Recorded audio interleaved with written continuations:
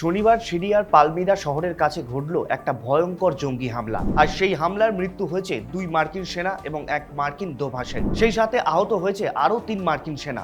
আর এই হামলা শুধুমাত্র একটা নিরাপত্তাজনিত ঘটনা নয়, বরং এই হামলাটা এমন একটা সময় ঘটল যখন বাশার আল আসাদ সরকারের পতনের পরে সিরিয়ার নতুন রাজনৈতিক অধ্যায় শুরু হয়েছে এবং সেখানকার নতুন সরকার আন্তর্জাতিক জোটের সঙ্গে হাত মিলিয়েছে। কিন্তু এই ঘটনাকে ঘিরে ইতিমধ্যে নানান সন্দেহজনক প্রশ্ন দানা বাঁধতে শুরু করেছে। এই হামলা ঠিক কাদের মদতে হলো? তবে আইএসআইএস কি আবারও ঘুরে দাঁড়াচ্ছে, নাকি সিরিয়া এখনো নিয়ন্ত্রণের বাইরেই রয়ে গেছে? অন্যদিকে আবার হামলার পর ডোনাল্ড ট্রাম্প রেগে গিয়ে এর বিরুদ্ধে ক্ষোভ প্রকাশ করেছে। তবে এই হামলা কি নতুন কোনো বড় যুদ্ধের ইঙ্গিত দিচ্ছে? এই সমস্ত বিষয় নিয়ে আজকে আলোচনা করব আজকের এই ভিডিওতে। প্রশ্ন উঠছে, সিরিয়ার এই পালমিরাতেই কেন জঙ্গি হামলা করলো? তা জানতে হলে আমাদের প্রথমেই জানতে হবে সিরিয়ার এই পালমিরা অঞ্চলটা কেন এত ইম্পর্টেন্ট। দেখুন, সিরিয়ার এই পালমিরা কিন্তু শুধু একটা শহরই নয়, এটা সমগ্র তথা গোটা সিরিয়ার মধ্য অঞ্চলের একটা কৌশলগত প্রবেশপথ।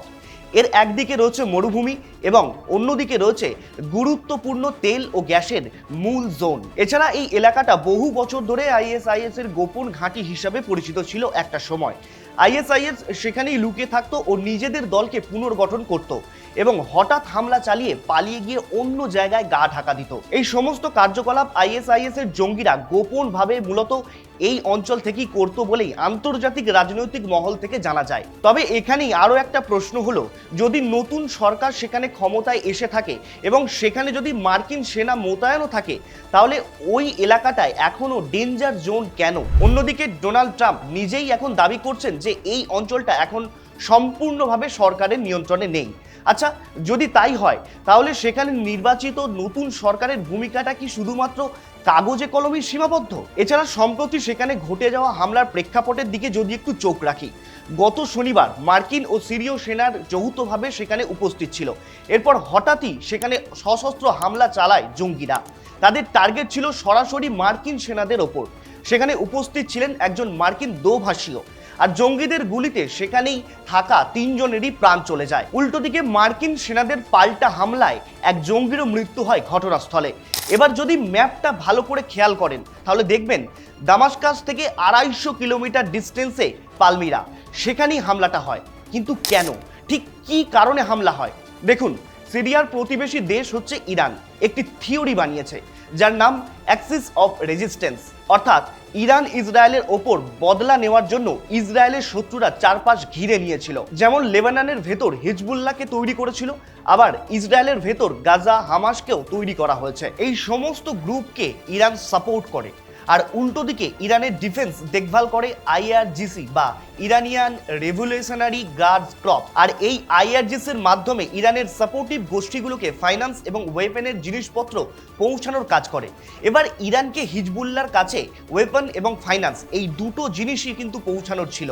তাই ইরান ইরাক পালমিরা এই রুট বেছে নেয় হিজবুল্লাহর কাছে সরবরাহ করার জন্য। আর তখনই সেখানে আগমন হয় ইউএসএ বা আমেরিকার। তখন আমেরিকা বলে ইরানের সাপ্লাই বন্ধ করতে হবে। আর ওদিকে আইএসআইএস কখনোই সেটা চায় না যে সাপ্লাই বন্ধ হোক। আবার আইএসআইএস এর শত্রু আমেরিকা, আর এই কারণে আইএসআইএস পালমিরায় আমেরিকার সেনার ওপর হামলা চালায় যাতে আমেরিকানরা সেই সাপ্লাই বন্ধ করতে না পারে। তবে সেখানেই আরও একটা সন্দেহজনক প্রশ্ন হচ্ছে, সেখানে মার্কিন সেনাদের কড়া নিরাপত্তাকে ভেদ করে জঙ্গিরা কিভাবে ভেতরে ঢুকে পড়লো এবং হামলা চালালো? এটা কি কেবলমাত্র নিছকই ইন্টেলিজেন্স ফেলিয়ার, নাকি এর ভেতর থেকে হয়েছে তথ্য ফাঁস বা অন্য কোনো কারসাজি? অন্যদিকে বহুবার আমরা এটাও শুনেছি যে আইএসআইএস নাকি ধ্বংস হয়ে গিয়েছে, কিন্তু বাস্তবে আসল সত্যটা ঠিক কি? দেখুন, এই আইএসআইএস এর মধ্যে অনেকগুলো ভাগ হয়ে গিয়েছে। এখন তারা আলাদা আলাদা ভাগে ভাগ হয়ে ছোট ছোট সেলের ডিভাইডার হয়ে কাজ করে। আর সেখান থেকে তারা হঠাৎ করেই হামলা চালায় এবং আক্রমণ করে। আর আইএসআইএস এর এই ধরনই বলে দিচ্ছে যে তারা এখন গেরিলা স্টাইলে যুদ্ধ করছে। এই হামলার পর ডোনাল্ড ট্রাম্পও প্রকাশ্যে বলে বসলেন যে পাল্টা প্রতিশোধ নেওয়া হবে। এখানে আরও একটা ইন্টারেস্টিং ফ্যাক্ট হলো, 1 সপ্তাহ আগেই সিরিয়ার নতুন প্রেসিডেন্টের সঙ্গে ট্রাম্প একান্তে বৈঠক করেন এবং এর পরেই সেখানে জঙ্গি হামলা ঘটে। এটা কি নিছকই একটা কাকতালীয় ঘটনা, নাকি আইএসআইএস এর হামলার মাধ্যমে একটা বার্তা পৌঁছে দিল যে নতুন সরকার আসলে একেবারেই দুর্বল। দেখুন, এই ধরনের হামলা থেকে এটা একেবারেই ক্লিয়ার যে আইএসআইএস এখনো পর্যন্ত অনেকটাই সক্রিয়, আর এই হামলা যেন মার্কিন সেনাদের নিরাপত্তার ব্যর্থতার দিকে স্পষ্টত ইঙ্গিত দিয়ে দিল। অন্যদিকে এর বিরুদ্ধে ডোনাল্ড ট্রাম্পের পাল্টা হুঁশিয়ারি। তবে কি সেখানে আরও মার্কিন সেনা মজুত করা হবে এবং নিরাপত্তা ব্যবস্থা আরও সক্রিয় এবং শক্তিশালী করা হবে? সিরিয়ায় এই হামলার পর মূলত তিনটি সম্ভাবনার কথাও জানাচ্ছেন বিভিন্ন আন্তর্জাতিক রাজনৈতিক বিশ্লেষকরা।